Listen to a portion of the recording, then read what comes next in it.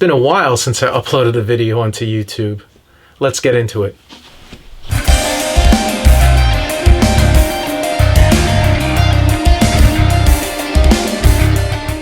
Okay, let's establish some ground rules here for this album ranking. Now, I'm going to include Lulu, S&M 1 and 2, and Garage Inc. Here's why. As you may know, Lulu is a collaboration with Lou Reed, so there are some different sounds going on there. Now, S&M 1 and 2, it has the San Francisco Symphony Orchestra, so, you know, you have that Metallica sound. With that included, it's something special. And lastly, we have the cover album, Garage Inc. Now, I love how Metallica covers each song on the album, and they incorporate, you know, their sound over the original takes. So it's how should I put it? It's interesting. It's different. Now, with that being said, I am going to have different albums in different spots. Now, you're going to have your opinion regarding your album ranking, and I'm going to have mine. There's going to be some different opinions. Now, let's agree to disagree, but let's have that conversation in the comments section. I want to hear, what are your favorite Metallica albums, and what albums do you hate?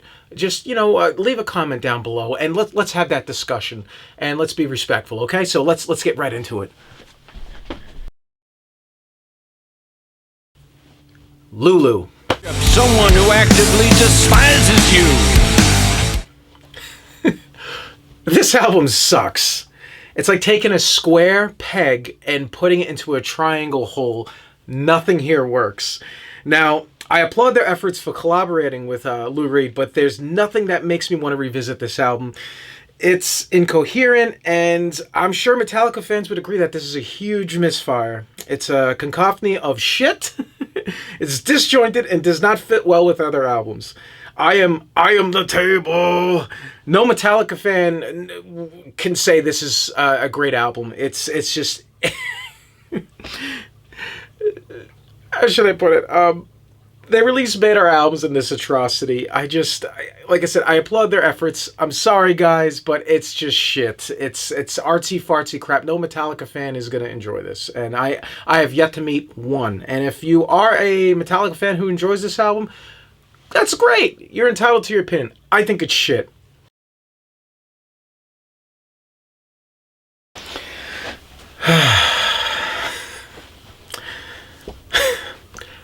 Saint Anger. Invisible kid, never see what he did. Got stuck where he.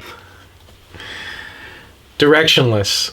Now, if you know the backstory, when this album was being recorded, there was some turmoil going on in the band. So Bob Rock was in charge of production again, and he did the best he could with the band, but it's abundantly clear they just needed time to heal and reflect. Now, to me, listening to this album is like, it's like blindfolding yourself and playing with darts. You know, you're going to toss the darts, and some will hit some of the areas that you need to get the points to win the game, but mostly you're going to miss because you're blindfolded, and that's just how I view this album. They're going in blindly, and you know, they were just dealing with so much crap at the time. Do I think it's the worst album I've ever heard? No, but listening to a garbage can for a snare, it doesn't help. And despite its problems, there are two standout tracks, Frantic and Saint Anger. I'm sure a lot of you would agree on that. As far as with the lyrics, I think Invisible Kid is probably one of the worst songs written by Metallica. I mean, just when you listen to the album and you read the lyrics, you'll know what I'm talking about. I just think they could have done much better. I mean, but I get it, though. I get it. It's just, like I said, it's not the worst album. It's just, I think every Metallica album, I can't talk today. Every Metallica fan should definitely just sit down and listen to it in its entirety, then judge it by its own merits. This will be the shortest. S&M 2.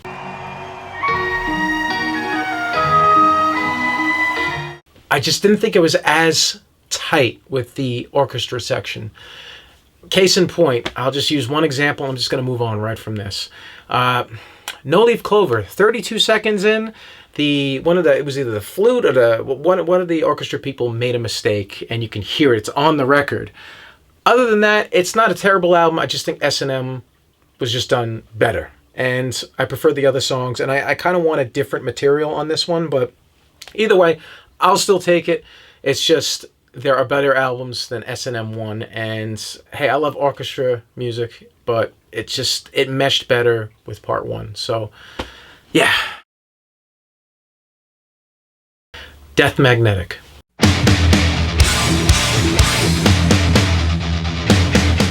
So, I'm just going to come right out and say it. Now, I don't think the production is as bad as fans say it is. I really do not think it's that bad. Despite that, I feel that this album lacks emotions. And on top of it all, some of the tracks outstay their welcome. There are a number of tracks that go over like 2 or 3 minutes, and it just could have been cut down a little bit. Another thing, I didn't really listen to this album a whole lot. I mean, I probably listened to it maybe 3 or 4 times. Would I revisit it in the future? Sure, why not? But there are some standout tracks. You got Cyanide, The Day That Never Comes, Unforgiven 3. I applaud their efforts, but like I said, lacks emotion, and some of the tracks outstay their welcome. It's nice to hear them return to their classic Metallica sound instrumentally, but lyrically and as far as the length, it could have just been toned a little bit, and I think it would have been higher on my list, but not a bad album overall. Garage Inc.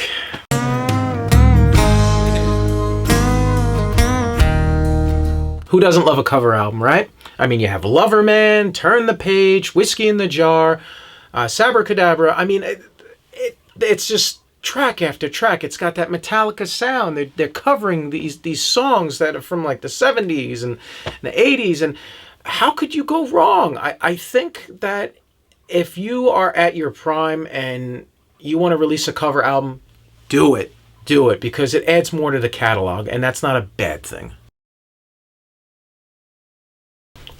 Load. Now, depending on who you're talking to, this is where some fans would argue the band died. It's not the same anymore. That's what I've been told by some of my friends. I also have other friends that say, you know what? It's nice to mix it up. I like Load. I think, truthfully, it's a slow start. So tracks 1 through 3, for me, were boring. I didn't care for them. I think the album should have opened with track 4 and then moving onward. I think the album is simplistic.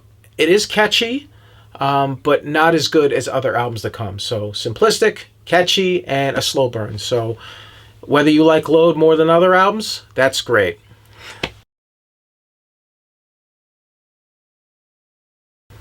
Reload.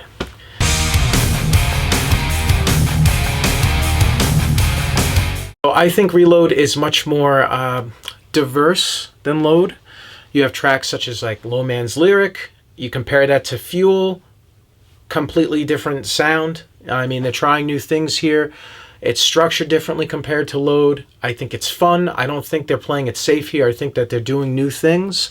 And I think, truthfully, overall, I think people put this down too much. I've spoken to people over the years that say Reload is just, it's crap. I think that there's just so much more to that album. S&M.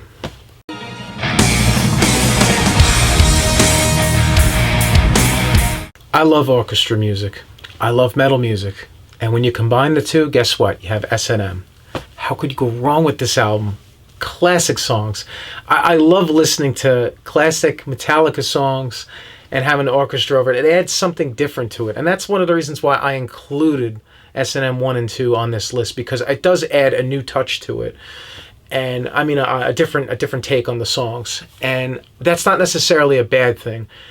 I could see why some people wouldn't like this album. I get it. And if it's not for you, that's fine. But I think this is one of the best albums, the best live albums I've ever heard. Actually, no, I would say it's my favorite. I'm trying to think of anything else and nothing's coming to mind.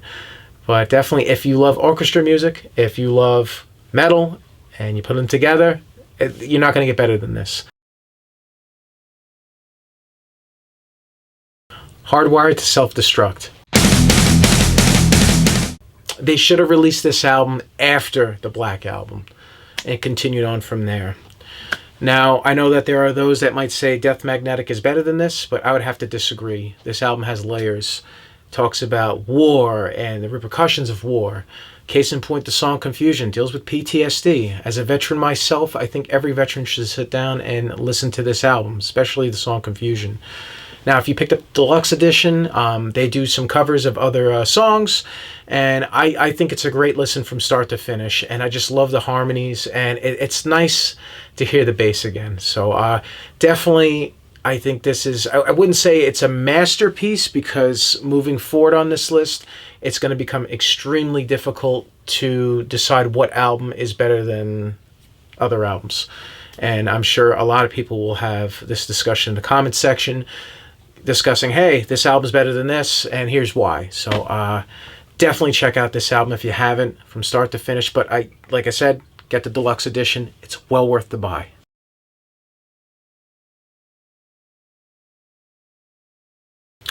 And Justice for All.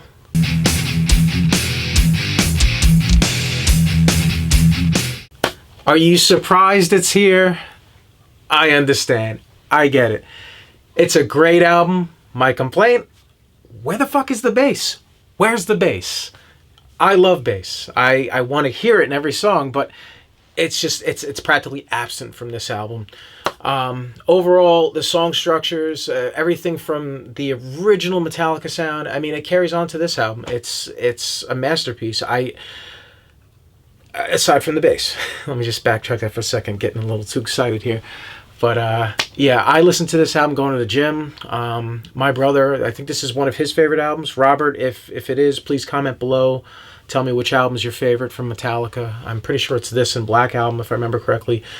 Great album, lyrically, structure-wise. Just wish that the bass was louder. And Jason Newsted is my second favorite bass player. I just figured I'd throw it out there. So, yeah.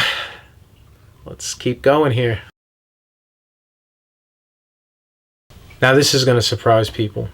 72 Seasons. Now I've listened to this album quite a bit since it came out, and I actually wrote a little bit of what I wanted to say, so I don't forget. So to me, this album sounds like a soundtrack to a Mad Max movie. It's action-packed. The guitar riffs are fast and catchy. There's a tight rhythm section going on. And on some of the tracks, and I totally dig it. I really do. This is the album Metallica should have released immediately after Reload. But hey, Saint Anger can't be that bad, right? Right? Joking aside, though, really, this is their best release in years. I wish this came out immediately after Black Album. I take back my previous comment.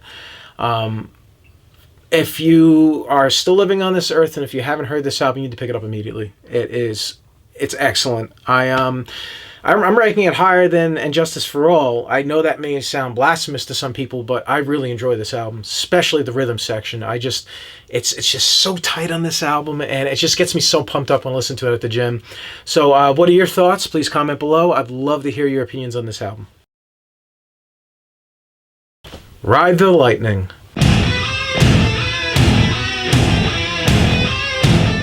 Now, depending on who you're talking to, this could be interchangeable for me as far as with placement. From start to finish, it's top tier. I mean, this is why Metallica was on the map back in the day. This is why you knew about Metallica without the help of music video. You'd hear them on the radio back in the 80s. And this is why. It's because of this type of material that they were putting out. I mean, how could you go wrong with any of the tracks? I don't really even need to explain a whole lot. Call me lazy. I just don't feel like getting into why this album is excellent. You just need to go out and go pick it up. This album and the other albums that I will list. So it's just a damn shame that Dave was fired from the band. Dave Mustaine from Megadeth. But, you know, then again, we wouldn't have Megadeth. And I think what the Metallica did actually was the right choice. Depending on who you talk to. But, yeah, definitely go out there, buy this album, get it on vinyl, get it on CD. If there's a fucking live performance from that tour of that era, just go pick it up. This is gold. This is excellent. This is 5 out of 5. This is like diamond material. Master of Puppets. Once again, another diamond classic from start to finish. Not one damn bad track. It's perfection. It's sheer perfection. And you're probably wondering, why am I saying this now when I have other albums I need to include? And once again, it's because this could be interchangeable. I mean, from the opening, Battery. I mean, how do you go wrong there with Battery? And Master of Puppets. I mean, this is why they are the way they are. I mean, this is how they became a franchise. Metallica is a franchise now. They're not even a band. It's because of their early catalog. You know, it's Kill 'Em All, Master of Puppets, and Justice for All, Ride the Lightning, and the Black Album. Those albums are solid. I mean, there's really... Some people could nitpick a few of them, but for me, Master of Puppets has always had a special place in my heart. It was actually my favorite Metallica album growing up, and it was actually one of the first albums I started playing guitar to. So I still remember a little bit of Master of Puppets on guitar, but definitely, once again, you need to get out there, you need to pick it up. And there's nothing else I can really say that hasn't been said already. So please check it out. Read the lyrics. It's brilliant. I'm going to do something different this time. And this was very difficult for me to come up with what's the best album here. So it's a tie between the Black Album and Kill 'Em All.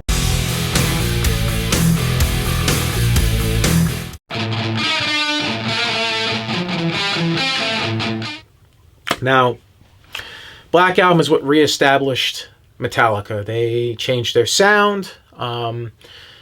Some of the lyrics are a little cheesy on the Black Album if you listen to it now, but I mean, this album fills stadiums. I mean, if you haven't heard a track off the Black Album, you've probably been living in a cave, once again, like I was saying in the Iron Maiden review. You know, if you haven't heard any songs, I don't know where you've been living for the past 30 years or so. So definitely every track on that is solid. Jason on bass was a great addition to the band. I wish he stayed in Metallica, but Robert is another great bass player. So Enter Sandman, Unforgiven. I mean, I don't need to start listing the tracks. You know them. I know them. Difficult album. And in Kill 'Em All, another classic. I mean, I miss having the bass solo tracks as well. I mean, Cliff was... he was like God tier as far as with just a bass player. So Four Horsemen, and you know, I even love when Megadeth, you know, they did their version of that, and gotta love them. So I thank you for tuning in for this, and this was very difficult. I'm curious, what is your favorite Metallica album? Do you think Kill 'Em All is shit? Do you think the Black Album is shit? Like, what do you think is better than the albums I put? Like, what would be your order? Would you include Lulu? What do you think? So I would love to hear your comments below. And once again, thank you for tuning into this channel. I did this album ranking very quickly. I'm limited on time. I'm actually leaving for Poland this Wednesday. So I'm finally going outside the United States for a change. I'm going to visit a country that's not trying to kill me. So, you know, I'm looking forward to it, and I'm looking forward to meet my girlfriend's family. And, you know, if you love music, please support the band that you listen to. Buy their merchandise, you know, go out there, have the conversations with other metalheads or rockers. And, you know, I think it's always best to have a conversation, to sit down, and it's okay to disagree, to agree to disagree. Because, you know, I feel like nowadays we can't even just discuss things on just commonalities. We can't even have this anymore, because I just feel like things are just so fractured nowadays. And, you know, so... please comment below. Please let me know what you think is the better album. I hope you enjoyed this video, and thank you for watching, and please subscribe if you haven't. Thank you so much. Have a great day.